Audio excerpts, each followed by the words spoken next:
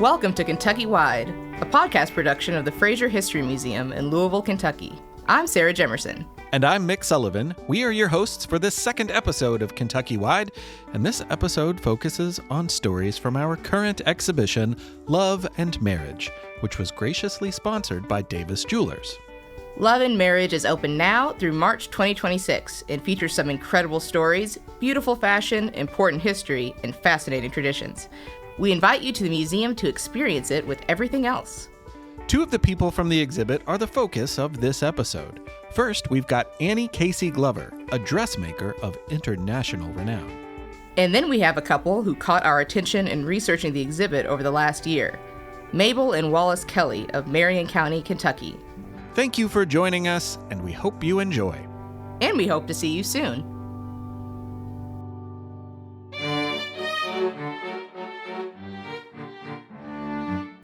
The late 1800s are often referred to as the Gilded Age in America. Coined by author Mark Twain, the term has been used by historians ever since, as it deftly describes the glittering and fancy surface of American society at the time, which, underneath, was filled with political corruption and a struggling lower class. Despite the ugliness that hid in plain sight, when we think about the period, one of the first things that comes to mind is fashion.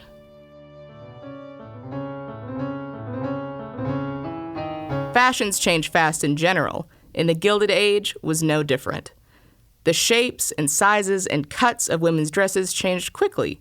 So quickly that designers and makers hoping to sell their designs would have to stay up to date or ahead of the curve with each new season. You might assume that fashion centered around major metropolitan centers, and it did. New York and Paris were as important then as they are now. But during the Gilded Age, Louisville clothes were also discussed on both sides of the Atlantic. From New York and San Francisco to England, France, Germany, Italy, and Austria. It's important to know that buying clothes in the past wasn't as easy as it is today. Few department stores and no online sales meant keeping a fresh wardrobe was difficult. From the 1890s until World War I, fashionable women from all over the United States traveled to Louisville or else sent orders to have their clothes made.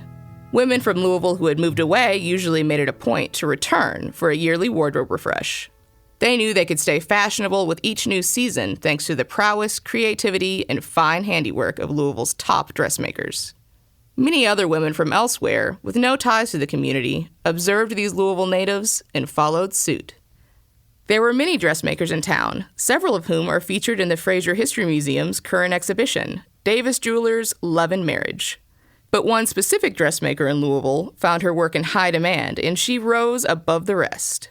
Annie Casey Glover, better known as Madam Glover.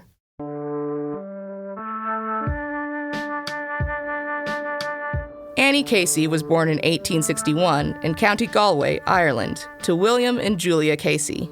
Her father was a hod carrier. This was a laboring job, assisting bricklayers by mixing mortar and carrying heavy loads of brick to keep the job moving up. It's easy to see why he might have wanted to move up himself. Annie had at least one brother, at least one sister, and many nieces and nephews. Sources from the period differ on her family details, as well as when in her youth she actually arrived in America with her parents. Whenever it might have been, the Caseys were like millions of others. They were immigrants searching for a better life and the chance at prosperity in America. They settled in the Limerick neighborhood of Louisville, Kentucky, a neighborhood just north and west of Old Louisville. Named for County Limerick in Ireland, the neighborhood was home both to recently arriving poor Irish immigrants, as well as more established and well-off Irish families. These were often referred to as the lace curtain Irish, on account of the fancier touches their shotgun homes boasted. Annie Casey and her family would not have been considered lace curtain, but the frilly fancy fabric would factor into her life soon enough. That journey began in 1879 when her father William died, because it meant that the teenager would have to find work to help the family.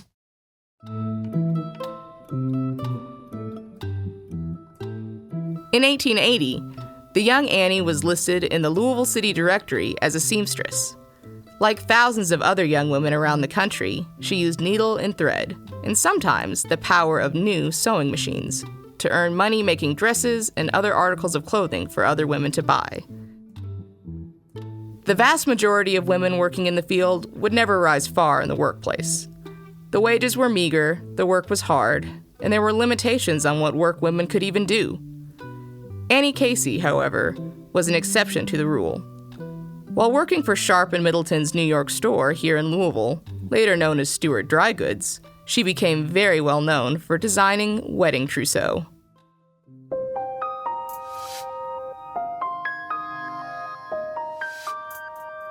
So, what exactly is a trousseau? Simply put, it's a collection of personal belongings a bride-to-be gathers before her wedding. Society had expectations for the lives of young married women, and a trousseau was a collection of outerwear and underwear that would keep her properly dressed for the role she was expected to fill.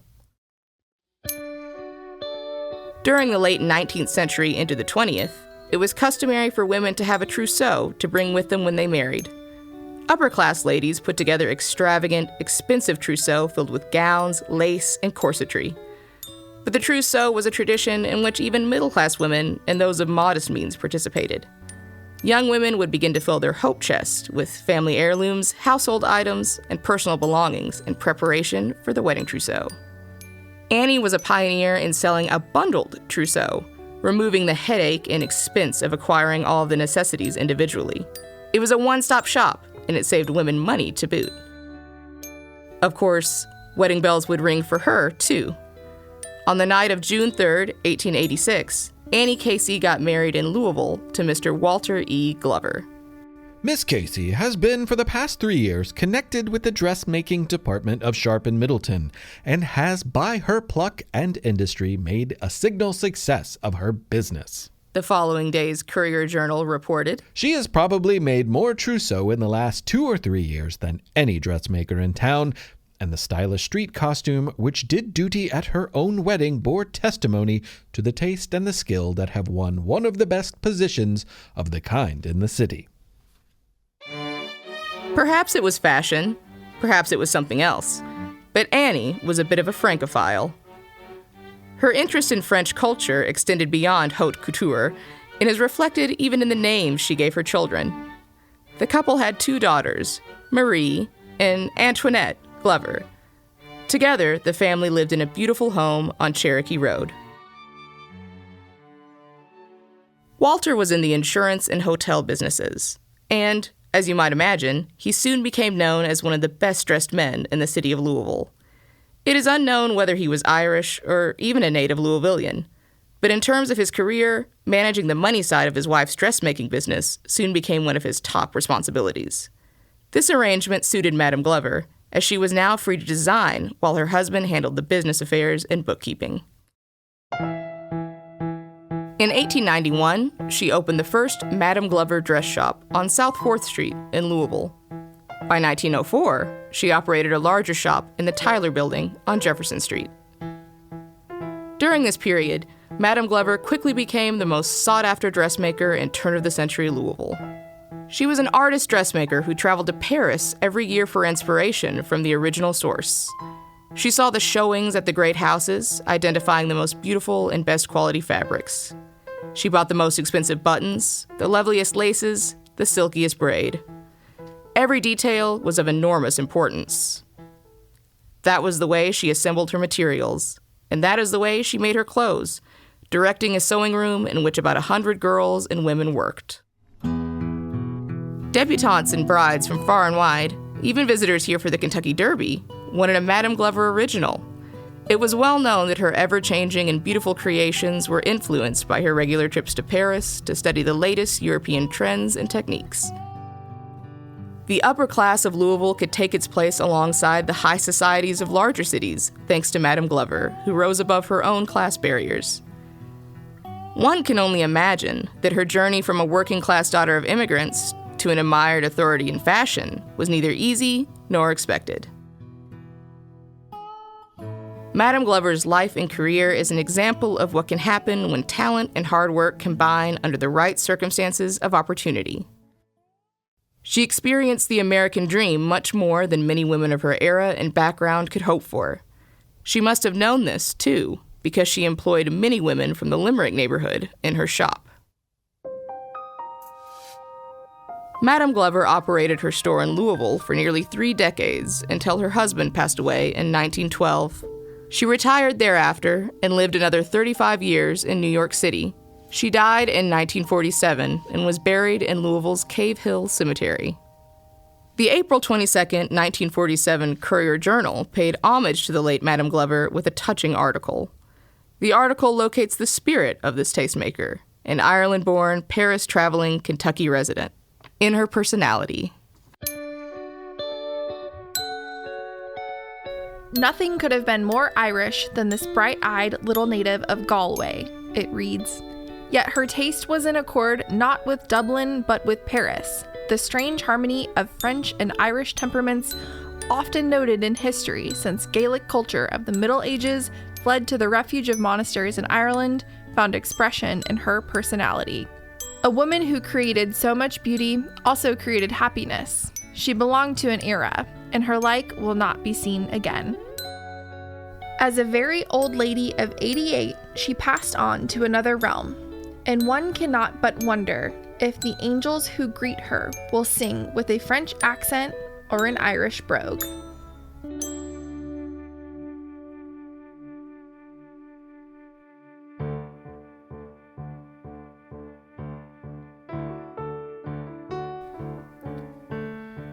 Imagine living the life of a young woman in the 1930s. You were fortunate, and you have a fulfilling career that you love: teaching. Teaching was a common career option for women of the era, and you feel lucky to enjoy your work. But then you meet a handsome young man, fall in love, and say yes when he proposes marriage. Of course, it's the middle of the Great Depression in America, and times are hard. Still, you find a way to have a simple yet beautiful wedding ceremony. A new dress is too extravagant of a purchase, so on the big day, you wear your best brown wool suit, while family and friends help by sharing some of their rations so that you can bake a wedding cake. You'll never forget your special day, but then reality sets in. Because of the Depression, there are new regulations prohibiting 2 people from the same family from each having a job. Only a husband or a wife are allowed to work. Of course, as a woman, your husband's career is seen as more important than yours, so regrettably, you quit your job. This was a possible reality for Kentuckian Mabel Kelly and countless other women during the Great Depression. Marriage bars, as they were known, kept these married women from having jobs in many private companies as well as in state and federal government. During the economic turmoil of the Great Depression, there just weren't many good-paying jobs, so prohibiting married women from working was a way to preserve available jobs for others, men who may or may not be providing for a family, or unmarried women who had no one else to support them. Of course, a woman's wages were far below those of men. Married women working at the time were often seen as only working for pin money, an unkind description for small amounts of money that might be used to purchase hat pins or other fancy non-essentials. None of this was new. The first marriage bars occurred as early as the 1880s.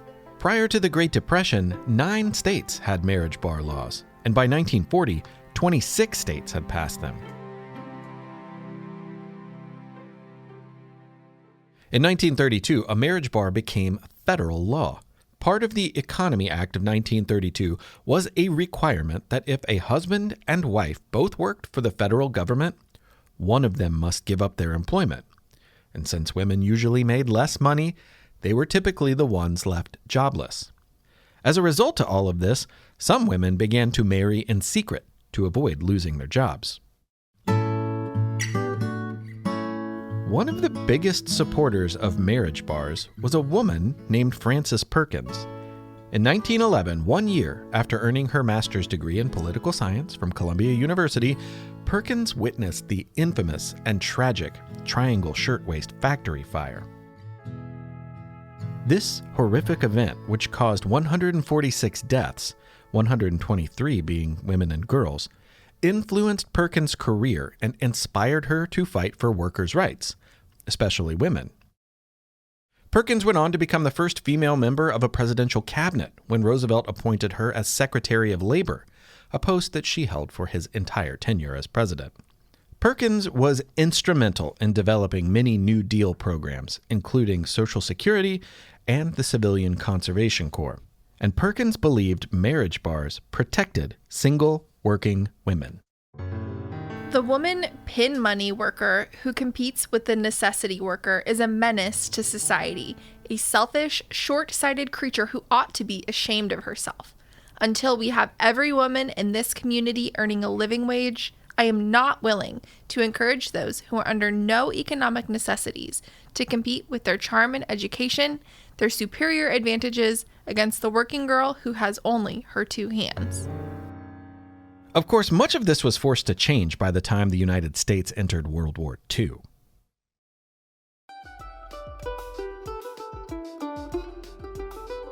With so many men heading to the battlefronts overseas, women were needed to replace them in the workforce.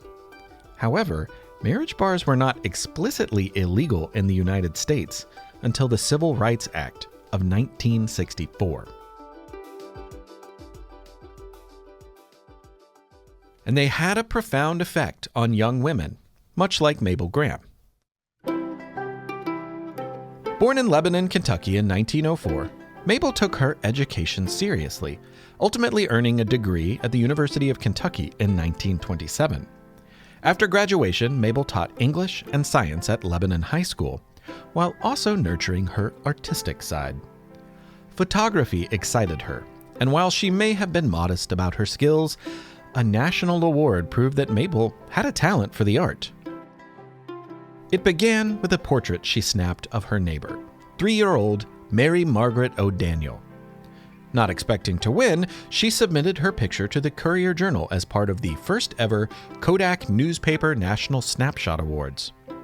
To her surprise, she won, which meant her picture would be sent on to the national competition. Overall, the contest had over 250,000 entries, and when the grand prize winner was chosen in 1935, it was none other than Mabel Graham. The victory earned her over $1,500 in prize money, which was quite a sum at the time, considering it was the midst of the Great Depression. By the time she was a prize-winning photographer, Mabel was engaged to Wallace Kelly, someone she had known her entire life. Both of their families had been in Lebanon since Kentucky's colonial period. Both were members of the Lebanon Presbyterian Church, and both had attended Centre College. After graduating from Centre, Wallace attended the Cincinnati Art Academy, where he found a love for illustration. This led him to New York City in 1929, hoping to begin a career in book illustration. But it was ill-timed. After the crash of the stock market in the beginning of the Great Depression, Wallace received only one commission. So when his father died in 1932, Wallace returned home to Kentucky. His father had owned the local newspaper, the Lebanon Enterprise, which his family would need help running. His brother took over management, and Wallace worked as a linotype operator. Wallace had actually dated Mabel's younger sister, Polly, but when he began work on a book about a school teacher, he grew curious about Mabel's first-hand experience on the job.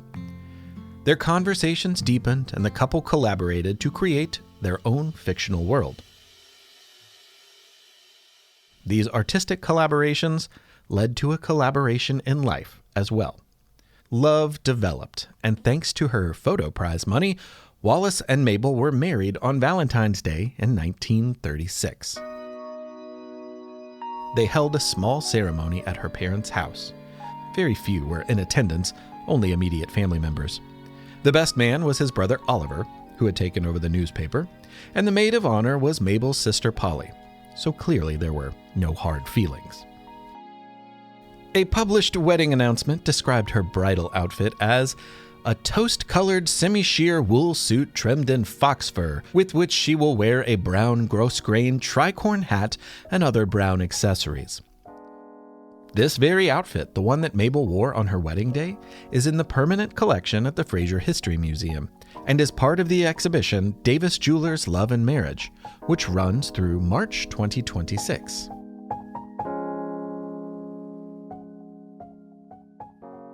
Of course, marriage meant the end of Mabel's teaching career.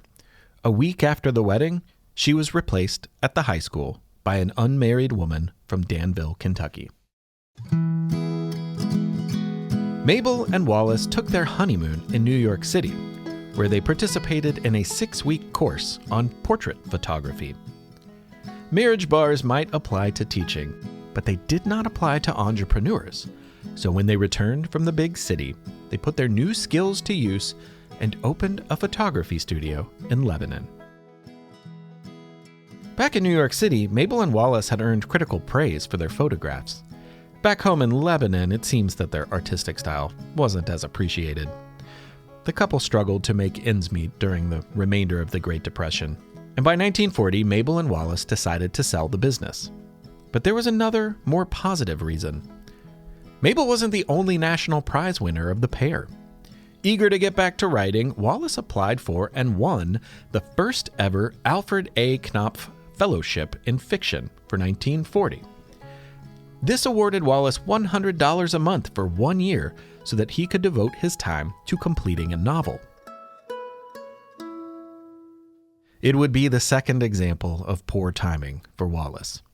Unfortunately, his book, Days Are as Grass, was released just a week after the attack on Pearl Harbor. Initially projected to be one of the year's best sellers, he found that the American public didn't have much hunger for new novels in their first days of World War II. Book sales were poor, and Wallace was drafted into the United States Army to serve as a medical technician in New Guinea. Ever the artist, Wallace sketched scenes of his daily life with any available materials. He even made small wood carvings, all of which he sent home to Mabel. After returning, Mabel and Wallace welcomed their daughter, Martha, into the world in 1947.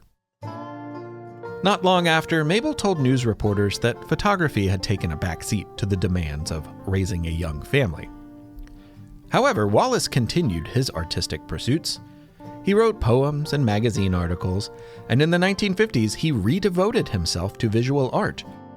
Wallace made work in many formats, including photography, filmmaking, painting, drawing, and printmaking. Mabel and Wallace not only lived an artistic life, but an adventurous one as well. In 1940, Mabel, Wallace, and family and friends set out on a road trip to see the Grand Canyon and Yellowstone National Park. As part of our permanent collection, in addition to Mabel's wedding outfit, we have a pair of men's hiking pants that she wore in the early decades of the 1900s. It seems Martha supported Wallace's artistic endeavors, and the couple collaborated until Wallace's death in 1988, when Martha found that Wallace had passed away at his drawing table.